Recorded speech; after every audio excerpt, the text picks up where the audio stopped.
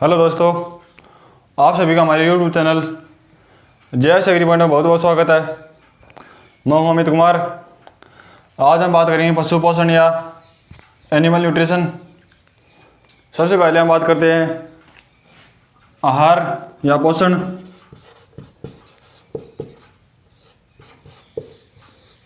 आहार क्या होता है? पशु को दिन में 24 घंटे में जो हम खाने के लिए देते हैं उसे क्या कहते हैं? आहार कहते हैं। पशु को पूरे दिन में जो खाने के लिए देते हैं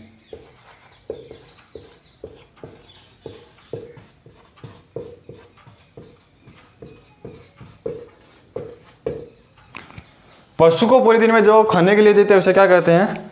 आहार कहते हैं। आहार दो प्रकार का होता है, एक होता है जीवन निर्वाह आहार और दूसरा है उत्पादन आहार। जीवन निर्वाह आहार किसे कहते हैं कि कोई अनुत्पादक पशु होता है उसको जिसको हम जीवित रखने के लिए जो आहार देते हैं उस आहार को क्या कहते हैं? जीवन निर्वाह आहार। दूसरा आता है उत्पादक आहार। उत्पादक आहार किसे कहते हैं? उत्पादक आहार हमें जो पशु उत्पादन देते हैं तो उत्पादन लेने के लिए जो आहार हम पशुओं को देते हैं उसे क्या कहते हैं? उत्पादन आहार। दो प्रकार, पहला है जीवन निर्वाह।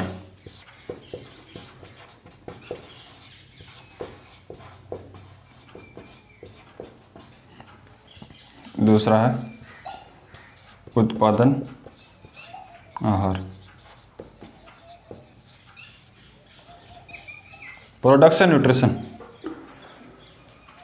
जीवन निर्वाह आहार पशु को जीवित रखने के लिए, पशु को जीवित रखने के लिए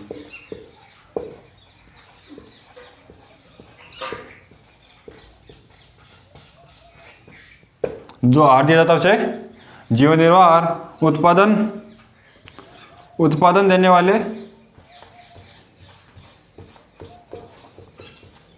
पशुओं को दिया जाने वाला आहार, को दिए जाने वाला आहार।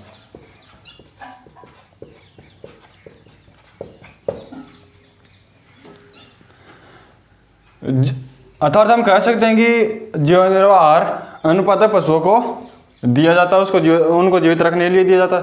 उत्पादन आहार उत्पादक पशुओं को दिया जाता है जिनसे हमें उत्पादन प्राप्त होता है।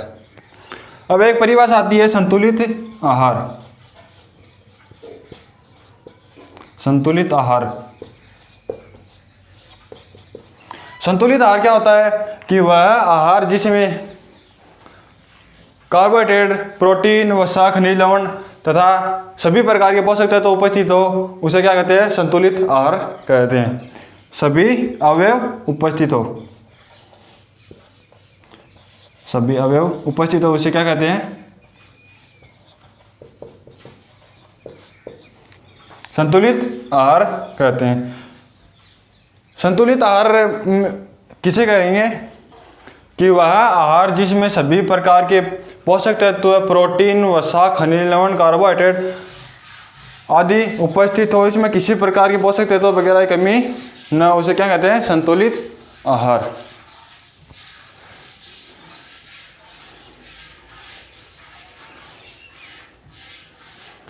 अब हम बात करते हैं कि पशु आहार तैयार कैसे करें।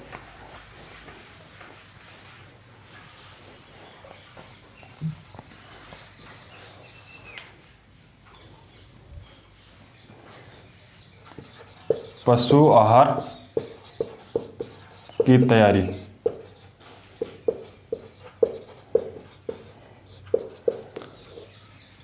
आपको पता होगा कि हम पशुओं को दो तरीके का आहार देते हैं, तो चारा और दूसरा दाना मिश्रण। चारे का क्या करते हैं हम? चारे कभी भी चारे वाली फसल को हम कभी भी पशुओं को सीधा नहीं खिलाते, उसकी कुट्टी काट कर खिलानी चाहिए, कुट्टी।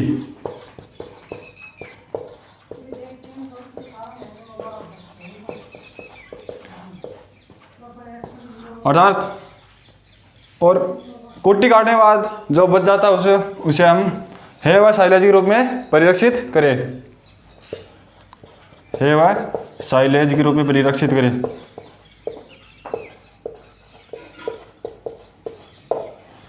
दूसरा आता है दाना मिश्रण। दाना मिश्रण, दाना मिश्रण जब हम पशुओं को देते हैं तो सबसे पहले हम क्या करते हैं, दाना मिश्रण की सबसे पहले हम सफाई करते हैं, उसके बाद उसका दलिया बनाते हैं, सुखाकर उसका दलिया बनाते हैं। दलिया बनाकर उसको फिर से पकाते हैं, फिर से पकाकर हम ठंडा करके पशुओं को खिला देते हैं। पहली प्रोसेस है सफाई, दूसरी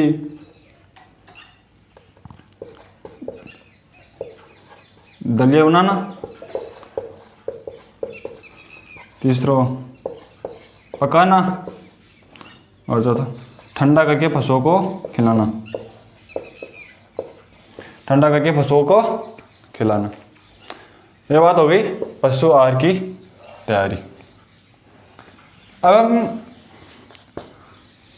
बात कर लेते हैं कि हम जो पशु को आहार देते हैं उसके लिए हमें क्या क्या जानकारी होनी चाहिए।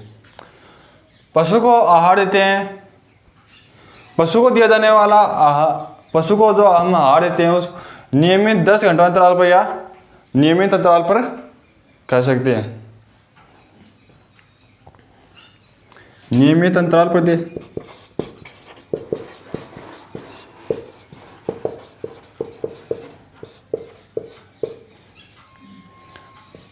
दस घंटों से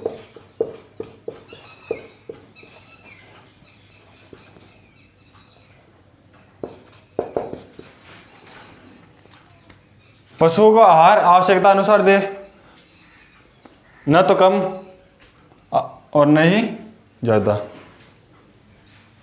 आहार आवश्यकता अनुसार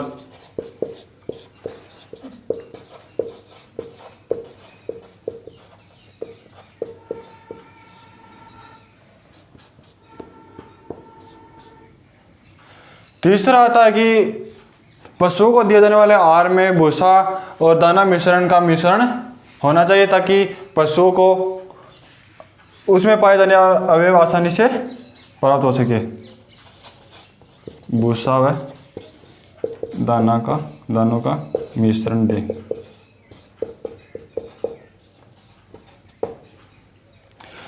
चौथी बात आती है कि पशुओं को खाली पेट कभी भी फलीदार फसलें न खिलाएं, क्योंकि फलीदार फसलें खिलाने से पशुओं में आफरा उत्पन्न हो जाता है। खाली पेट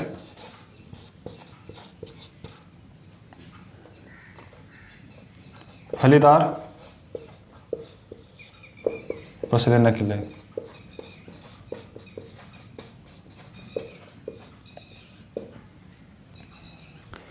पांचवी बात आती है कि पशुओं के लिए हरा चारा वर्ष भर पर्याप्त होना चाहिए। हरा चारा वर्ष भर पर्याप्त हो। अर्थात हम कह सकते हैं कि पशुओं को वर्ष भर हरा चारा खिलाना चाहिए। यह होगी। अब हम कुछ बात कर लेते हैं कि आहार के गुण। आहार के गुण क्या हैं कि आहार संतुलित होना चाहिए, सस्ता होना चाहिए और सुगमता से प्राप्त होने वाला हो, और उसमें सभी प्रकार के पोषक तत्व व कार्बोहाइड्रेट आदि उपलब्ध हो, और क्या है संतुलित, सस्ता, सुपाच्य और चौथा है रेशे युक्त। आहार के गुण क्या क्या होने चाहिए? आहार संतुलित होना चाहिए, सस्ता होना चाहिए, सुपाच्य होना चाहिए, अर्थात हम कह सकते हैं कि जल्दी से जल्दी उसका पाचन हो सके और ऐसे युक्त भी होना चाहिए।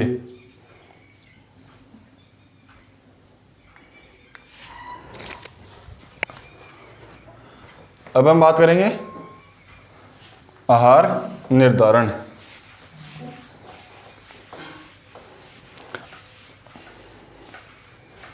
आहार निर्धारण क्या होता है कि अलग अलग पशुओं के लिए अलग अलग आहार होता है, उसका अलग अलग मात्रा में निर्धारित किया गया है। उसको शुष्क पदार्थ कितना खिलाना चाहिए और हरा चारा कितना खिलाना चाहिए, तो हम बात करते हैं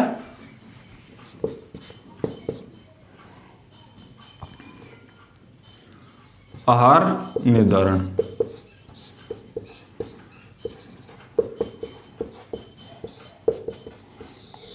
आहार निर्धारण में सबसे पहले हम बात करेंगे शुष्क पदार्थ। शुष्क पदार्थ, शुष्क पदार्थ में गाय, बैल, सांड, बछिया आदि को 2.5 किलोग्राम शुष्क पदार्थ उसके शारीरिक 100 किलो वजन पर दे और भैंस में 3 किलो दाना मिश्रण या शुष्क पदार्थ उसके 100 के शारीरिक 100 केजी वजन पर दे।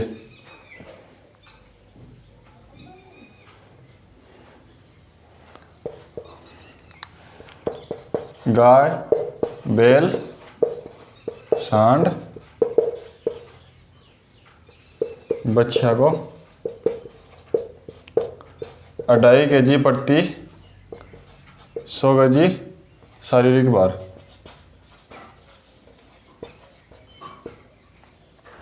भैंस को देते हैं 3 केजी शुष्क पदार्थ प्रति 100 केजी शारीरिक वजन। तो हम कह सकते हैं कि शुष्क पदार्थ गाय, बैल, सांड, बच्चा को 2.5 केजी 2.5 केजी प्रति उसके 100 केजी शारीरिक वजन पर और भैंस में 3 केजी शुष्क पदार्थ उसके 100 केजी शारीरिक वजन पर। अगर भैंस का वजन 200 केजी है तो उसको हम आहार देंगे 6 केजी शुष्क पदार्थ। अगला आता है दाना मिश्रण। दाना मिश्रण,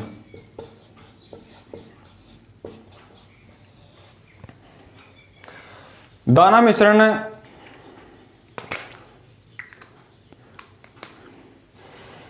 गाय को देते हैं 2.5 लीटर दूध पर 2.5 लीटर दूध प्रति 1 केजी।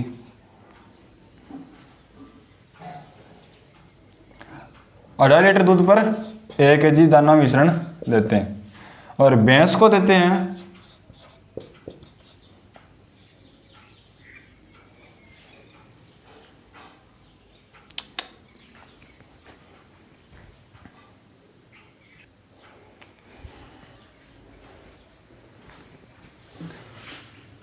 दाना मिश्रण। दाना मिश्रण गाय को, दुधारू गाय को देंगे हम 1 केजी दाना मिश्रण प्रति 3 लीटर दूध। भैंस को देंगे 1 केजी दाना मिश्रण प्रति 2.5 लीटर दूध।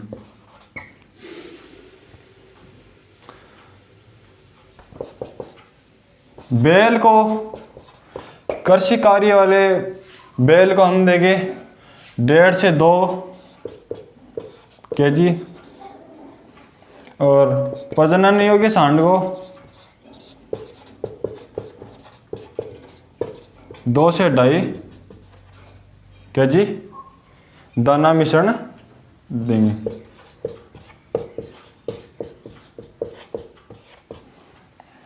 ये हो गया। अब एक आती है गर्भवती गाय। गर्भवती गाय, अगर गाय 6 महीने की गर्भवती हो, 6 महीने की,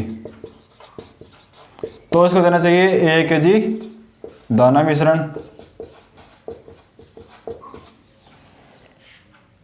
अगर 7 महीने की हो ना, 7 महीने की, तो उसको 1.5 kg दाना मिश्रण दे।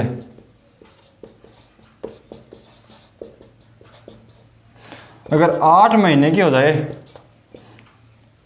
तो उसको 2 kg, और अंतिम गाय 9 महीने से ब्याती है, तो अंतिम या 9 महीना में उसको 2.5 से 3 kg दाना मिश्रण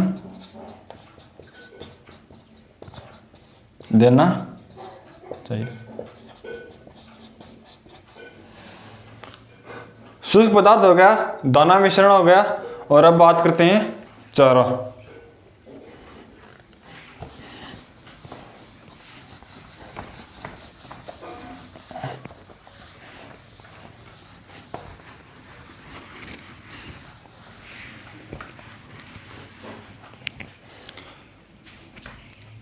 तीसरे नंबर पर आता है चारा।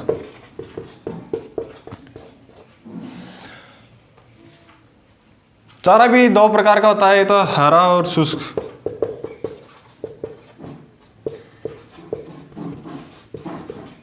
पशुओं को चारा, शुष्क चारा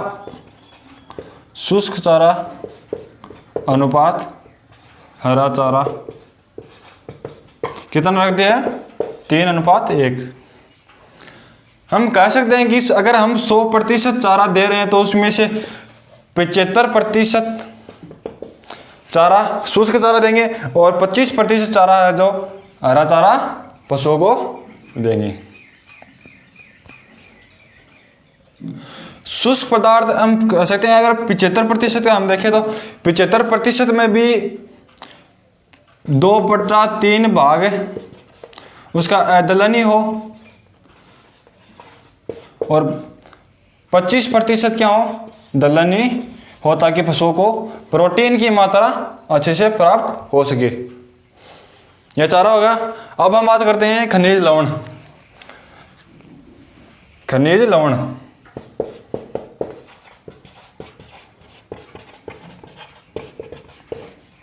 दुधारू पशुओं के लिए दूध में बढ़ोतरी या उनकी शारीरिक वृद्धि के लिए खनिज लवण की आवश्यकता होती है।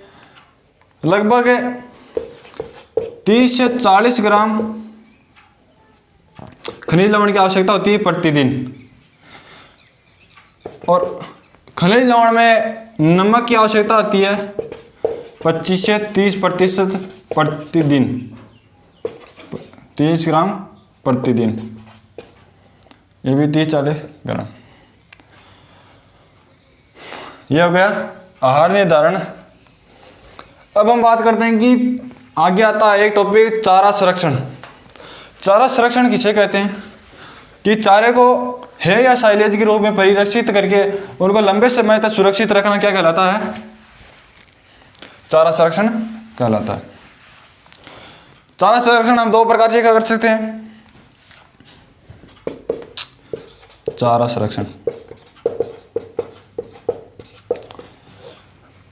चारा संरक्षण हम 2 प्रकार से कर सकते हैं। तो पहला आता है के रूप में, दूसरा आता है साइलेज के रूप में।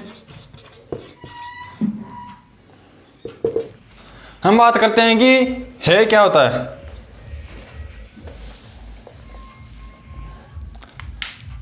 पहले बात करते हैं है। एक नंबर है क्या होता है? कि किस सूखे चारे को परिरक्षित करके लंबे समय तक सुरक्षित रहने का क्या कहलाता है कहलाता है। सूखे चारे को परिरक्षित करके लंबे समय तक सुरक्षित रखना है। सबसे अच्छा बरसीम व रिजगा का बनता है में 85% शुष्क पदार्थ अर्थात 15% से कम नमी होनी चाहिए।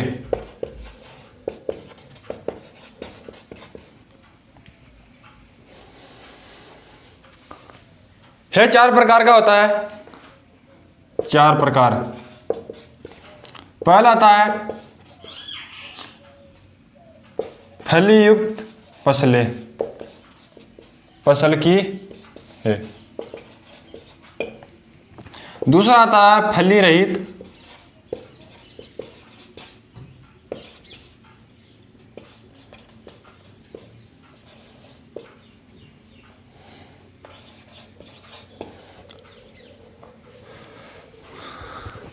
और तीसरा आता है मिश्रित फसल की है,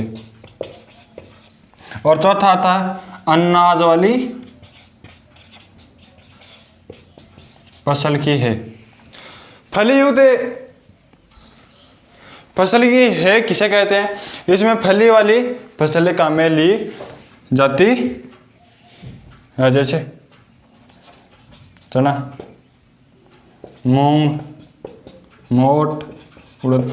अर्थात हम कह सकते हैं कि इसमें लेग्यूमिनेसी या फैबेसी कुल की फसलें हम ले सकते हैं इसमें, क्योंकि प्रोटीन की मात्रा सर्वाधिक होनी चाहिए। इसमें फलीयुक्त फसल की है में प्रोटीन की मात्रा सर्वाधिक होती है। फली रहित फसल की है क्या होती है? इसमें फली रहित फसल काम में ली जाती है, जैसे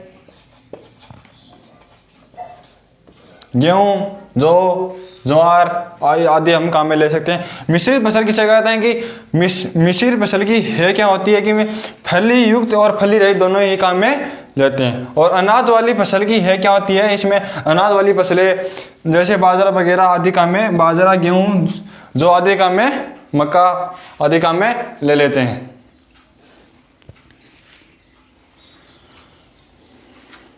ये हुई है लगभग 21 दिन में तैयार हो जाती है।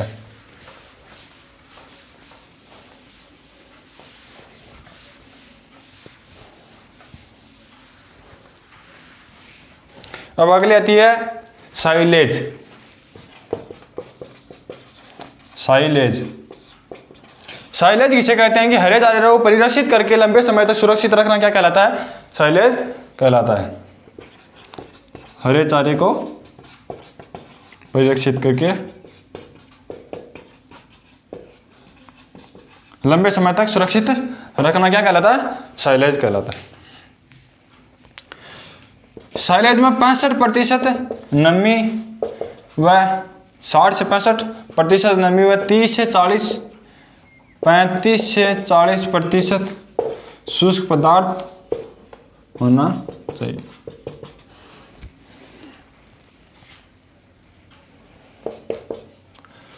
साइलेज सबसे अच्छी मक्का, ज्वार आदि की बनाई जाती है। साइलेज का पीएच मान 4 होता है। ये साइलेज 3 महीने में तैयार हो जाती है।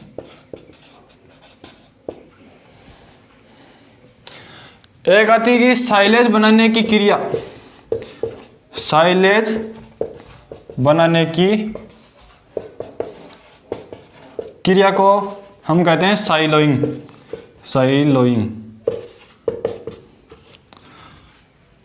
और साइलेज बनाने के लिए जो हम गड्ढे बनाती हैं उसे क्या कहते हैं? साइलो। साइलेज के लिए प्रसिद्ध गड्ढे।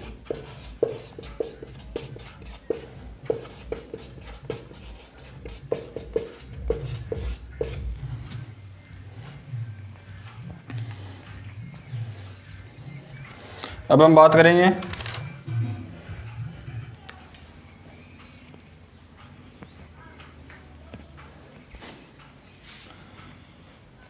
शैलबुर्ज 8 से 10 मीटर व्यास के 20 से 22 मीटर ऊंचे बनाते हैं। साइलोखाई 8 इंटू 8 मीटर की होती है और साइलोगर्त या पीठ होते हैं 8 इंटू 5 इंटू 4 मीटर इसका आकार होता है। साइलेज दो प्रकार की होती है। साइलेज दो प्रकार की होती है। तो पहली मीठी साइलेज और दूसरी है अम्लीय साइलेज। मीठी साइलेज में दुग्ध अम्ल की मात्रा पाई जाती है, इसलिए वो मीठी होती है। अम्लीय साइलेज में क्या होता है? अम्लीय साइलेज में एसिटिक अम्ल पाया जाता है। एसिटिक अम्ल, जिसकी वजह से वह अम्लीय प्रकृति प्रदर्शित करती है। साइलेज बनाने के लिए फसल को दूधिया अवस्था में काटना चाहिए। दूधिया अवस्था में काटे। एक क्वेश्चन रखा था कि है तैयार होने के बाद में कौन सा रंग दर्शाती है? तो उसका रंग होगा हरा रंग। है तैयार हो जाती है तैयार हरा रंग होने पर।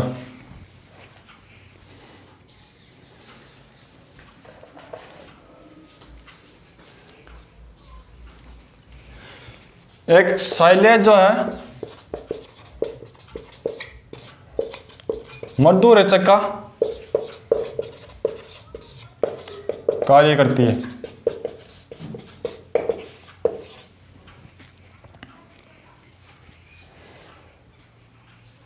एक क्वेश्चन